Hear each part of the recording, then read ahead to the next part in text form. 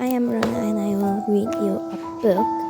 As you can see, I will read Harry Potter. Then let's start. Harry Potter and the Philosopher's Stone, written by J.K. Rowling. For Jessica, who loves stories, for Anne, who loves them too, and for Dee, who hear this one first. Chapter 1 The Boy Who Lived. Mr. and Mrs. Dursley of Four Privet Drive were proud to say that they were perfectly normal. Thank you very much. They were the last people you'd expect to be involved in something strange or mysterious, because they just didn't hold with such nonsense. Mr. Dursley was a director of a film called Turning, which had thrills. He was a big, beefy man with hardly any neck, although he did have a very large mustache. Mrs. Dursley was thin and bony, and had nearly twice the usual nose of neck, which came in very useful as she spent so much of her time searching over garden fences, spying on neighbors. The Dudley had a small son called Dudley, and in their opinion there was no finer boy anywhere. The Dudleys had everything they wanted, but they also had a secret, and their greatest fear was that someone would discover it. They didn't think they could bear it if someone found out about the Potters. Mrs. Potter was Mrs. Dursley's sister, but they hadn't met for several years. In fact, Mrs. Dursley pretended she didn't have a sister because her sister and her good-for-nothing husband were undiscovered as is possibly to be. The Potters shouldn't think that neighbors would say if Potters alive in the street. The Dursley know the Potters had a small son too, but they had never seen him. This boy was another good reason to keeping the Potters away. They didn't want Dudley mixing with a child like that. When Mr. and Mrs. Dursley woke up on the dull, gray Tuesday, our story starts. There was nothing about the cloudy sky outside to suggest that strange and mysterious things would soon be happening all over the country.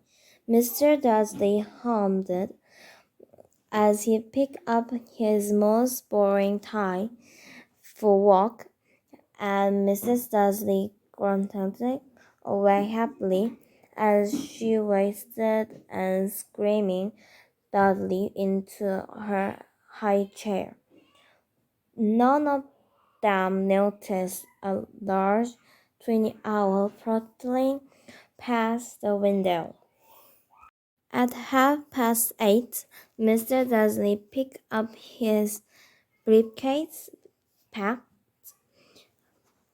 Mrs. Dursley on the cheek, and tied the kiss Dudley goodbye but missed, because Dudley was now having a tantrum and throwing his cancel at the wall. Little think. Surely Mr. Dudley, as he left the house, he got into his car and backed out of Number 4 Drive. It was on the corner of the street that he noticed the first sign of something particular. A cat reading a map. For a second, Mr. Dursley didn't realize what he had seen. Then he jerked his head around to look again. There was a tabby cat standing on the corner of Privet Drive, but there wasn't a map in sight. What could he have been thinking of? It must have been a think of the night. Mr. Dudley blinked and stared at the cat. It stared back, and Mr. Dudley drove away the corner and up the road. He watched the cat into his mirror.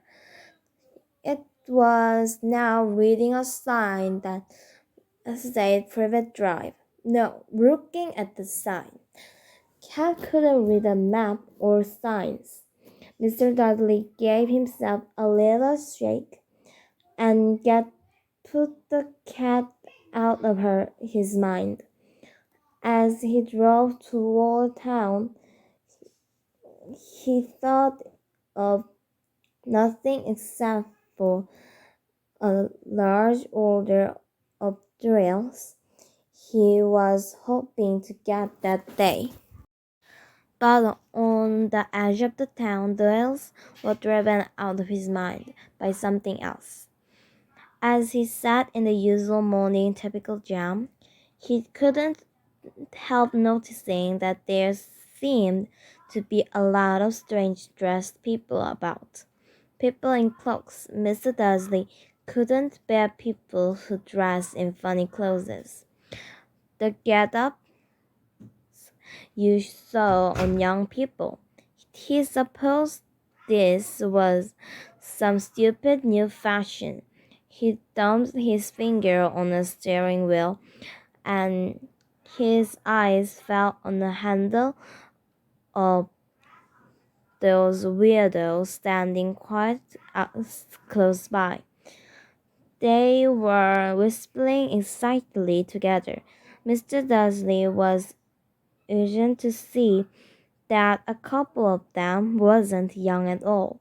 Why, that man had to be older than he was, and wearing an emerald green cloak.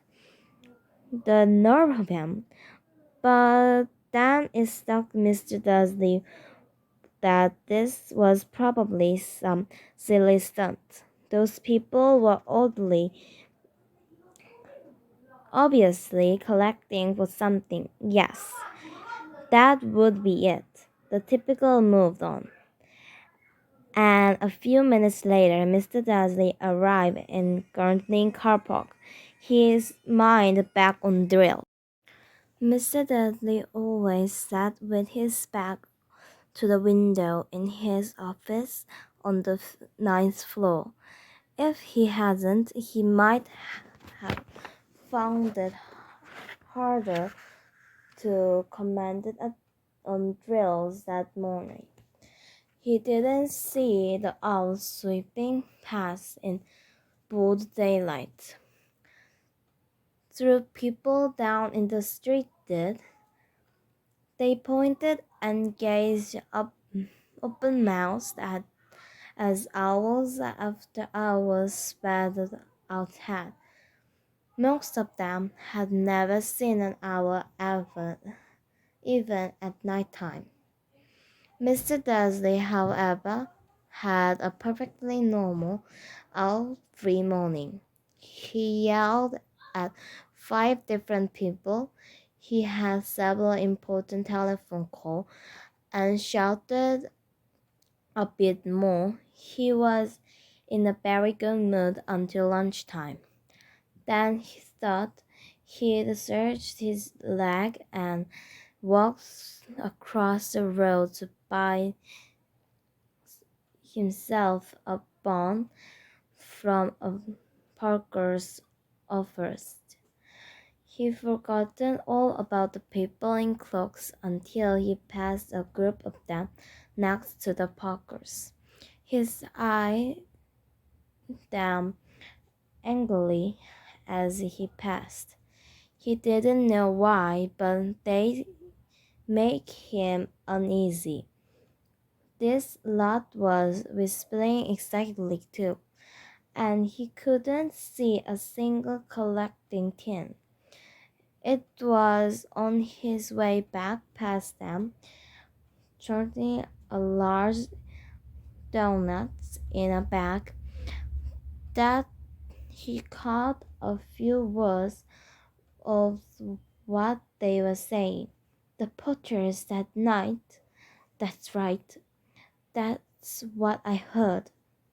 Yes, their son, Harry. Mr. Dudley stopped dead, fear flooding him. He looked back at the Whispers as if he wanted to say something to them, but thought better of it.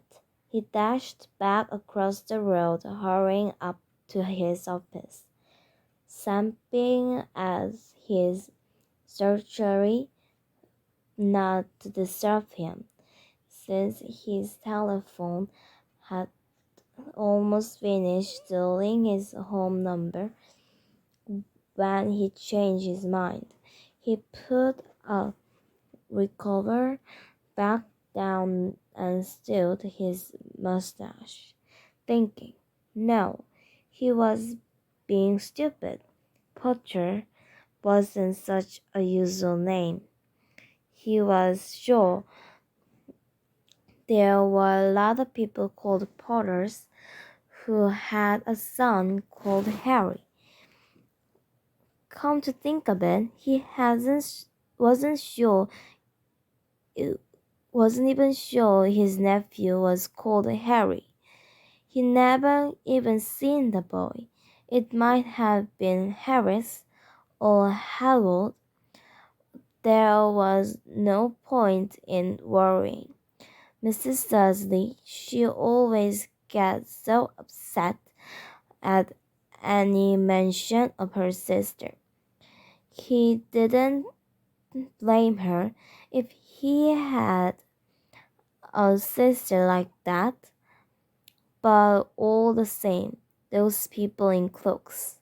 He found it a lot harder to commenting on drills that afternoon, and when he left the building at 5 o'clock, he was still so worried that he walked straight into someone just outside the door.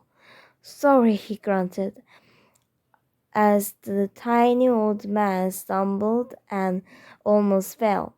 It was a few seconds before Mr. Dudley realized that the man was wearing a violet cloak. He didn't seem at all upset at being almost knocked to the ground. On the contrary, his face split into a wide smile, and he said in squeaky voice that made passersby stare, "Don't be worried, my dear sir, for nothing could upset me today. Rejoice, for you know who had gone at last. Even muggles like yourself have to be celebrating this happy day." And the old man hugged Mr. Dudley around the middle and walked off. Mr. Dudley stood rooted to the spot. He had been hugged by a commanding stranger. He was thought he almost thought he had been called a muggle. Whatever that was, he was writhing. He hurried to his car and set off home, hoping he was imagining things which he had never hoped before, because he didn't approve of imagining. As he pulled into a driveway of number 4, the first thing he saw, and it didn't improve his mood, was a tabby cat he spotted that morning. It was now standing on his garden wall. He was sure it was the same one. It had a same marking around its eyes. "Shoo!" said Mr. Dursley loudly.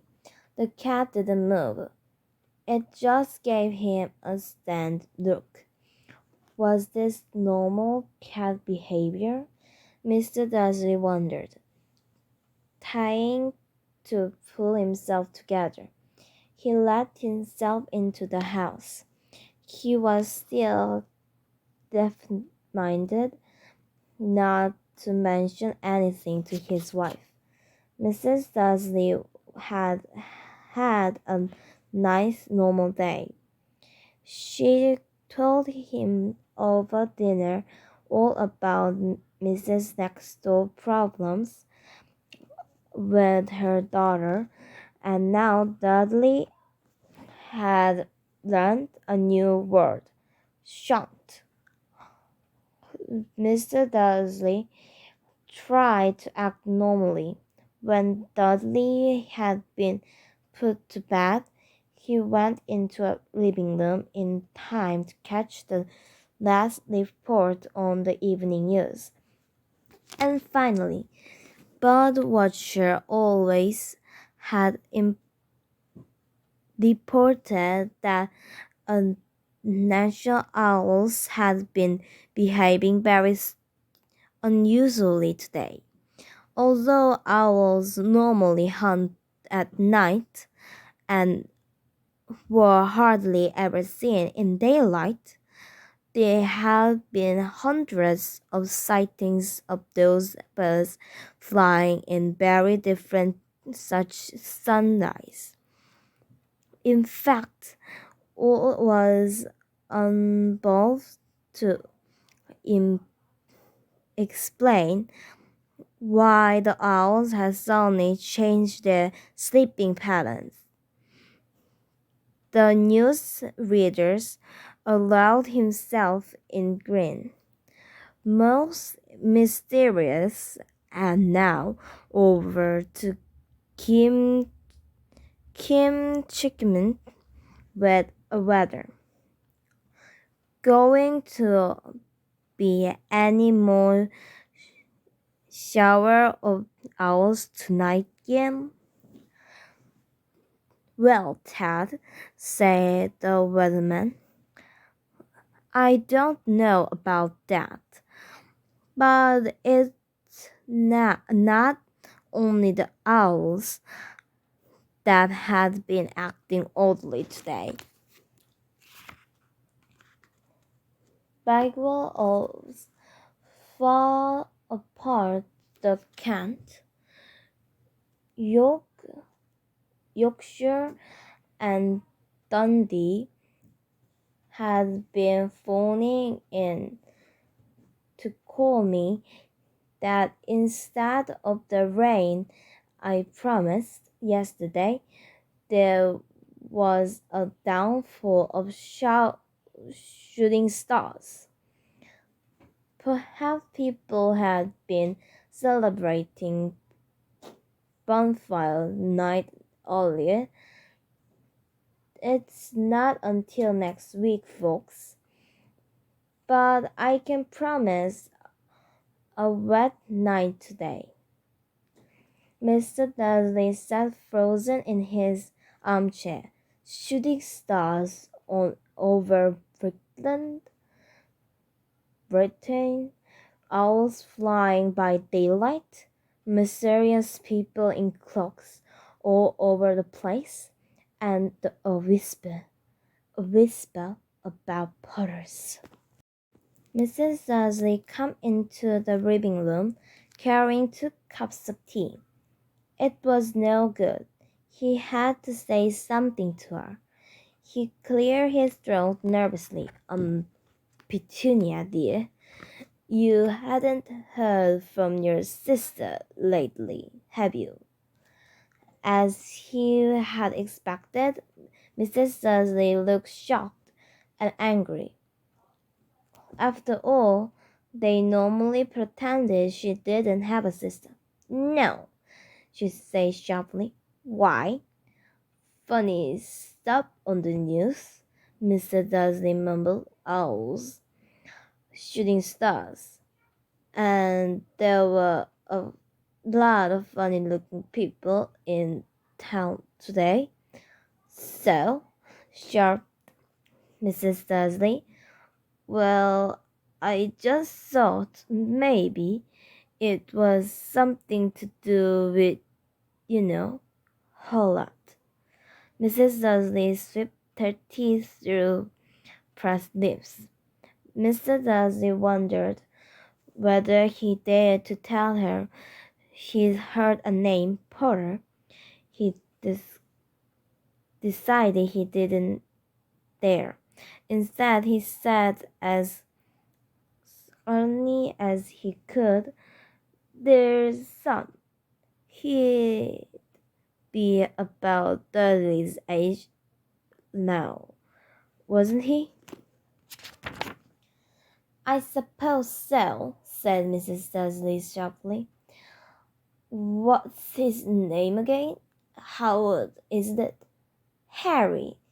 Nurse common name, if you ask me." "Oh, yes," said Mr. Dursley, as his heart shaking horribly. "Yes, I quite agree." He didn't say any other word on the subject as he went upstairs to bed. While Mrs. Dursley was in the bathroom, Mr. Dursley crept to the bedroom window and peered down into the front garden. The car was still there. It was standing down Privet Drive, as though it was waiting for someone. Was he imagining things? Could all this have something to do with Porters? If it did, if it got out that they were returned to Perro, well, he didn't think he could bear it. The Dursley got into bed. Mrs. Dursley fell asleep quickly, but Mr. Dursley lay awake, turning it all over in his mind. His last comforting thought before he fell asleep was that even if the Potters were involved, there was no reason for them to come near him and Petunia. The Potters knew was very well that he and Petunia thought about them and their kind. He couldn't see how he and Petunia could get mixed up in anything that might be going on. He yawned and turned over. It couldn't affect them. How very wrong he was. Mrs. Dursley might have been drifting into an uneasy sleep, but the cat on the wall outside was showing no sign of sleepiness. It was sitting as still as a statue, its eyes fixed unblinkingly on the far corner of Privet Drive. It didn't so much as quiet when a car door slammed in the next street. All then 2 hours swell out overhead. In fact, it was nearly midnight before the cat moved at all. A man appeared on a corner that Cat had been watching. Appeared so suddenly and quietly you had thought he just popped out of the ground. The cat's tail twitched and its eyes narrowed. Nothing like this man had ever been seen in Privet Drive.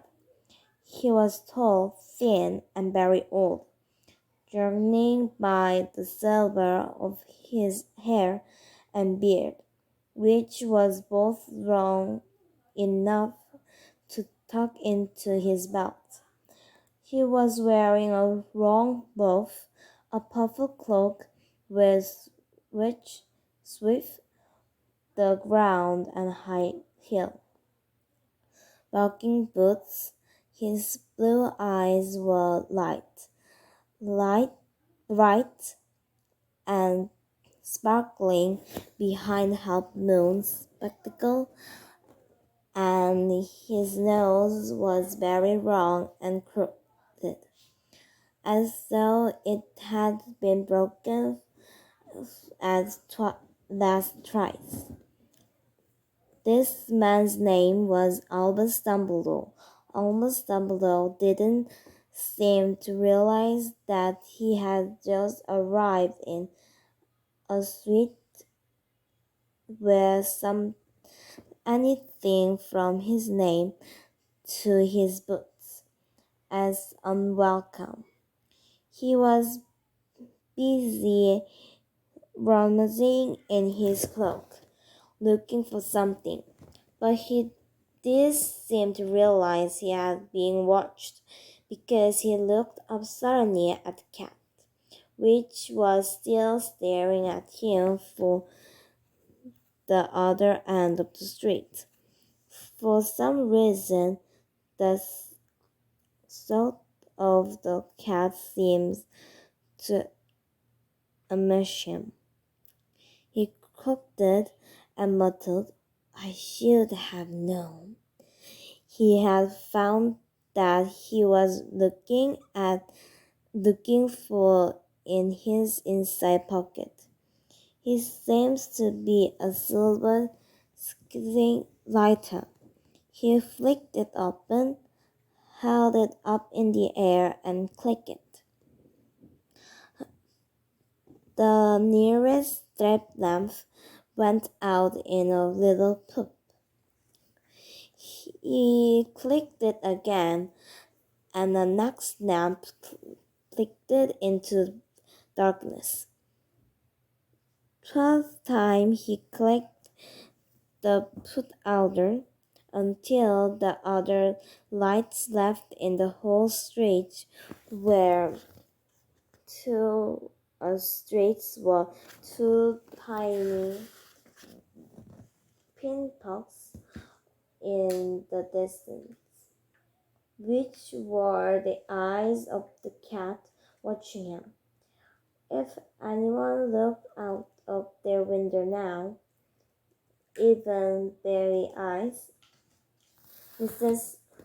Dursley, they wanted to be able to see anything that was happening down on the apartment.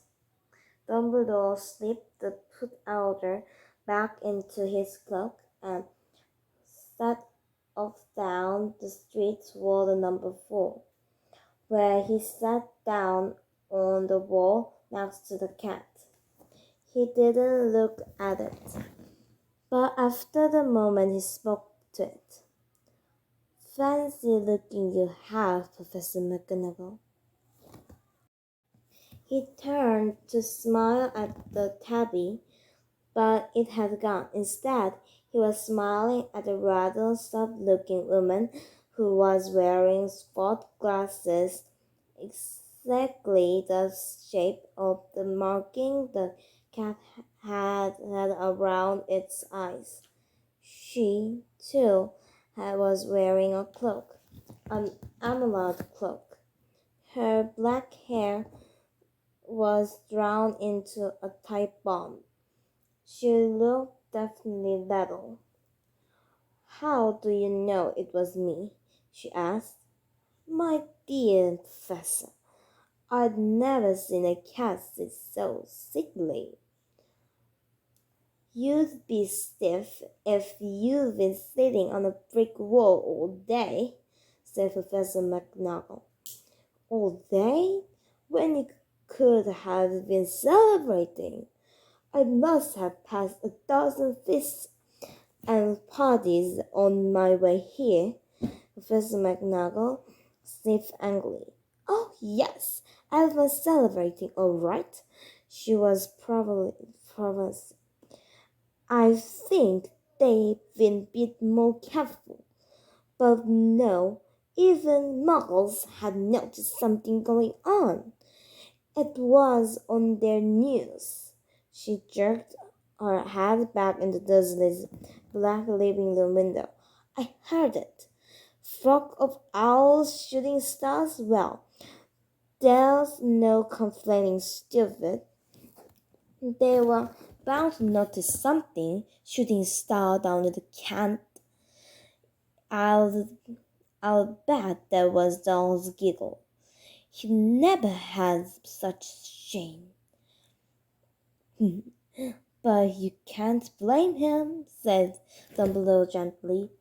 The purpose little of celebrating for 11 years. I know that, said Professor McNagall impulsively. But that's no reason to lose our hats.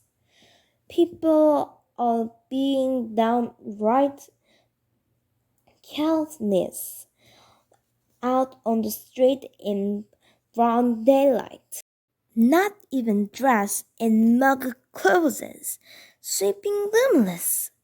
She drew a snap. Sideway glance at Dumbledore. He was hoping he was going to tell her something, but he didn't, so she went on. A fine thing it would be if, on a very day, you know who seems to have disappeared at last. The Muggles found out about us all. I suppose you really had gone, Dumbledore. I certainly seem so, said Dumbledore. It has much to be thankful. Would you care to suckling lemon? What? Sherbet lemon.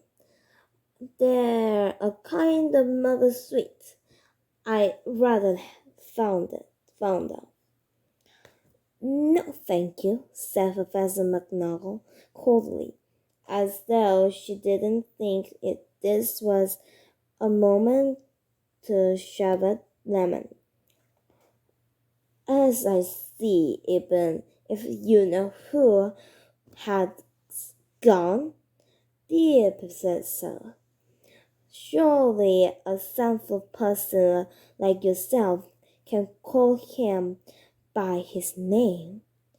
As you know who's nonsense. For 11 years I have been trying to prevent people to call him by his proper name, Voldemort. Professor McNagall scowled richly, but Dumbledore, who had unsticking to Shabbat Lemon, seems not to notice. It's all got so comforting. If we kept saying you know who, I had never seen any reason to be frightened of saying Voldemort's name. I know you hasn't, said Professor McNagall, sounding half anxious and half modulating. But you're different. Everyone knows you're the only one you know. Oh, all right, Voldemort was afraid of. You're frightened me, said Dumbledore calmly. Voldemort had powers I will never have.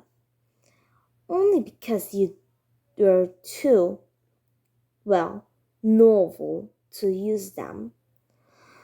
It's lucky it's dark. I hadn't blushed so much since Madame Pomfrey told me she liked my new earmuff.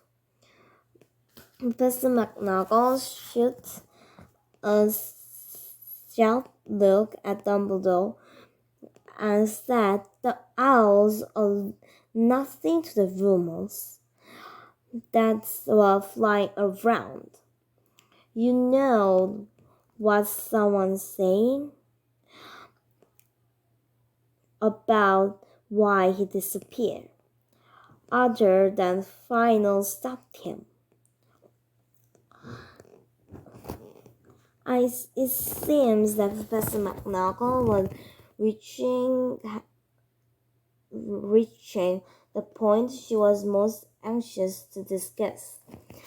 The real reason she had been waiting on a cold hard wall all day, for neither as a cat or as a woman, has she fixed Dumbledore with such piercing stare as she did now.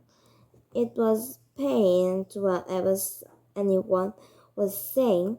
She was not going to believe it until Dumbledore told her it was true.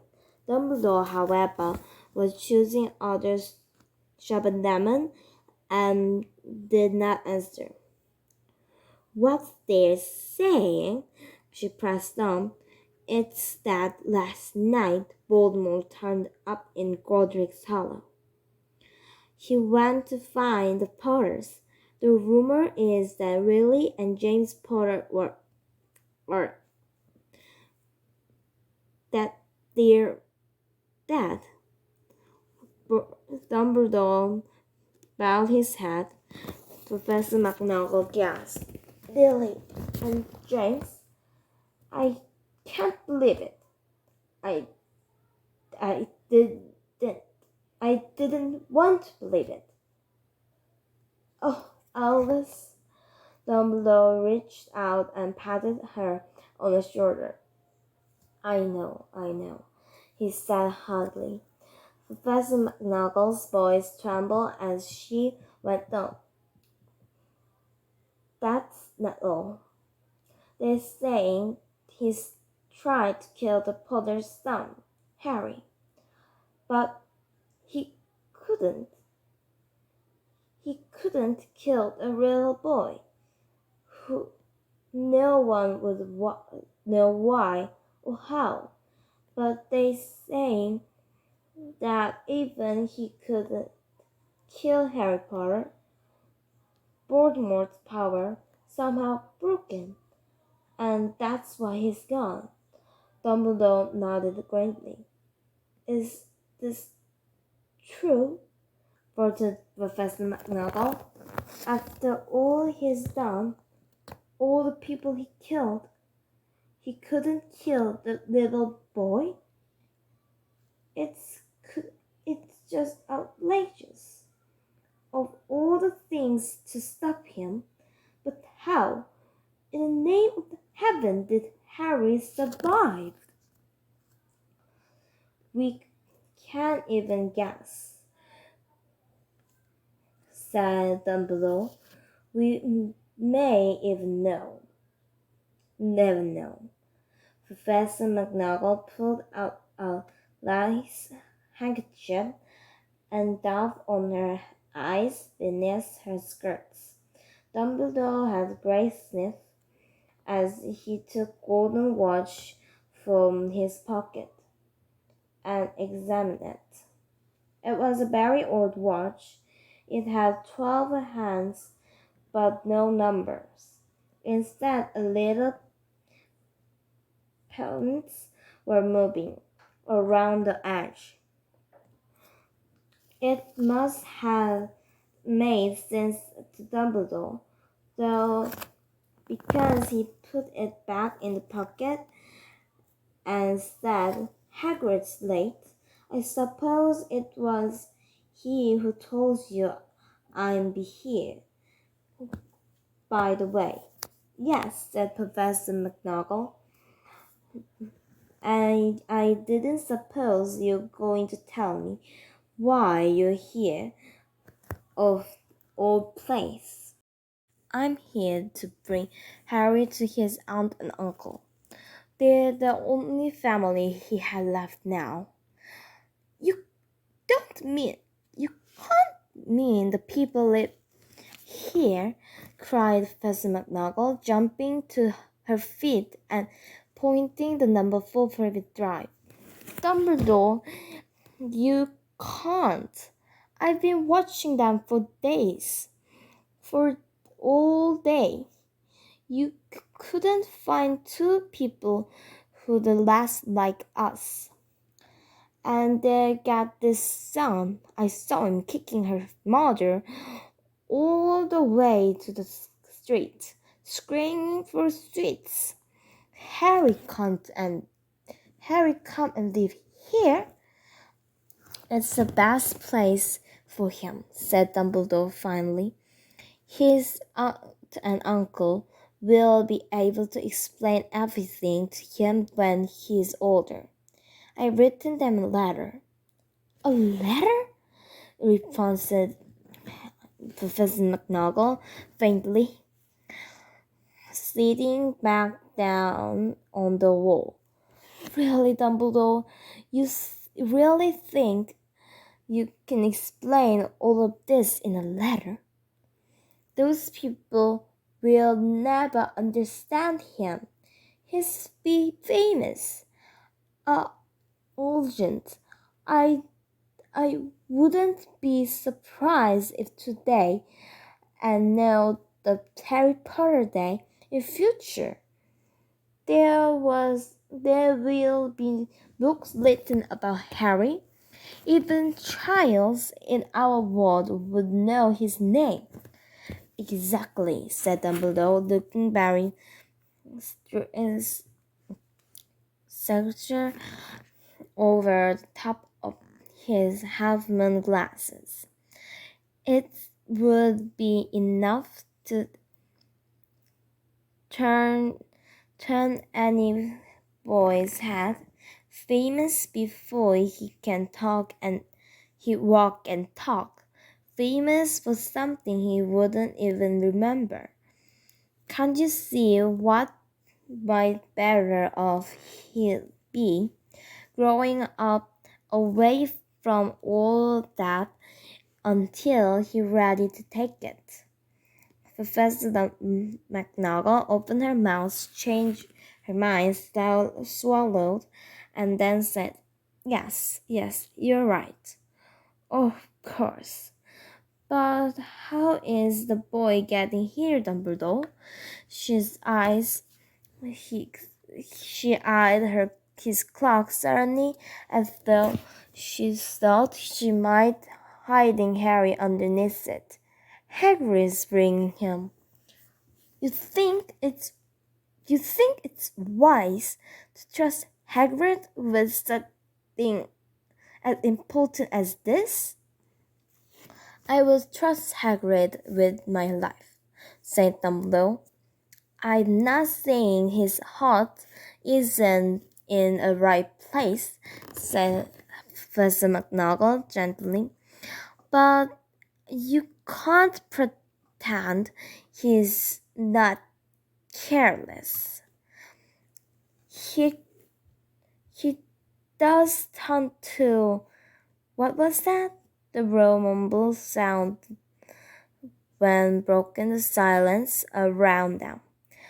It grew suddenly louder as they looked up and down the streets of some sign of the headlights. He swallowed to the roar. They both looked up at the sky, and a large motorbike. The motorbike was huge. It was nothing to the man sitting road in front of them. He was almost twice as tall as a normal man and at least 5 times as wide. He looked simply too big to be allowed, and so wild. Long tangle of bushy black hair and braid hide most of his face. He had hands the size of merchant lips, and his face in their odd lifter boots were like baby dolphin. In his best mustache arm, he was holding a basket.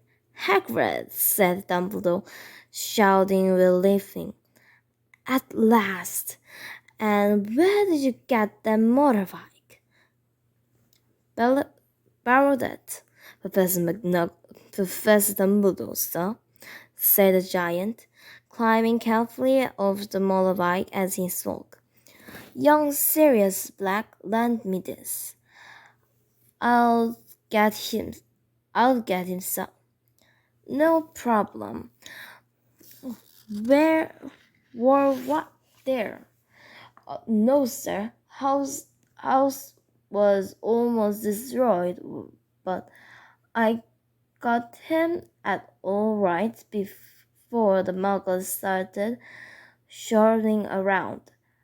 He fell asleep as I was flying over Vessel. Dumbledore and Professor McGonagall bent forward over the bundle of basket. Inside was just visible was a baby boy fast asleep under the top of the cat. Black hair over the forehead. They could see a curious sep's cut. Just a bolt of lightning. Is what? It's that where? Whispered Professor McGonagall. Yes, said Dumbledore.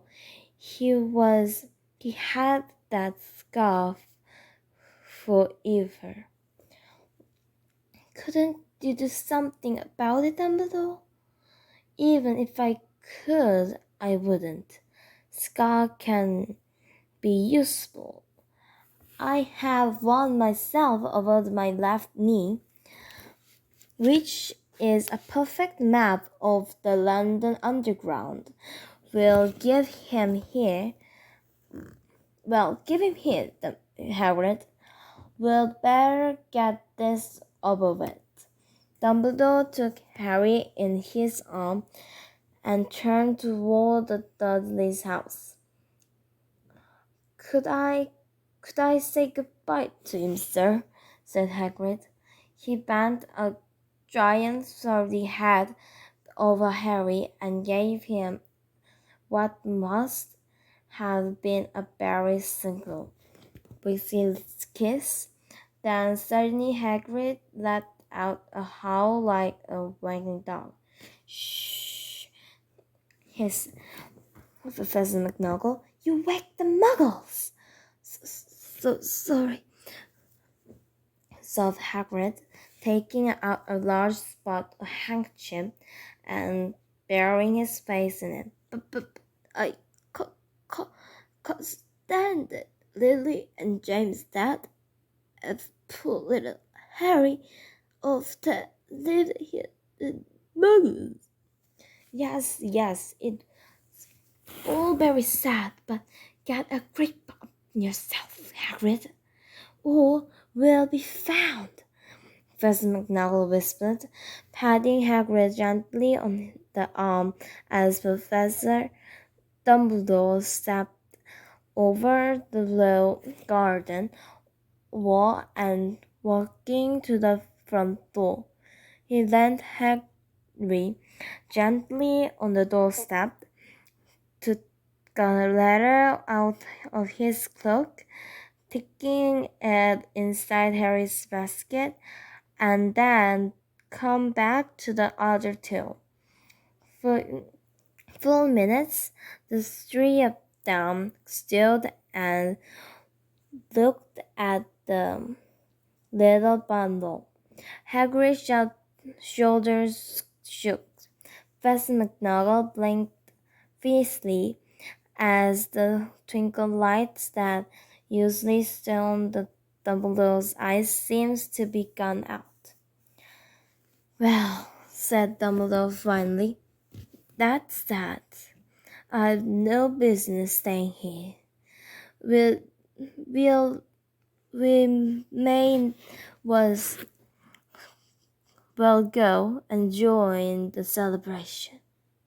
Yeah, said Hagrid in a very muffled voice. I best get this bike away. No, Professor McGonagall, Professor Dumbledore, sir. wiping his screaming eyes on his jacket sleeve. Hagrid found himself on the motorbike and kicking the engine into a life.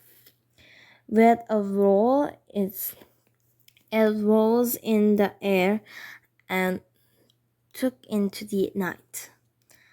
I shall see you soon, I expect, Professor McGonagall, said Dumbledore, nodding to her. Professor McGonagall bowed her noise in reply. Professor Dumbledore turned to walk down the streets.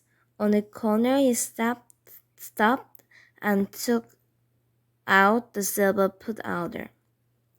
He clicked at it once and twice. Ball of light spat out black to their street lamps, so the private drive glowed sunny orange, and he could make out a tabby cat sneaking around the corner of the other end of the street. He could just see the bundle of basket on the step of number 4. Good luck, Harry, he mumbled.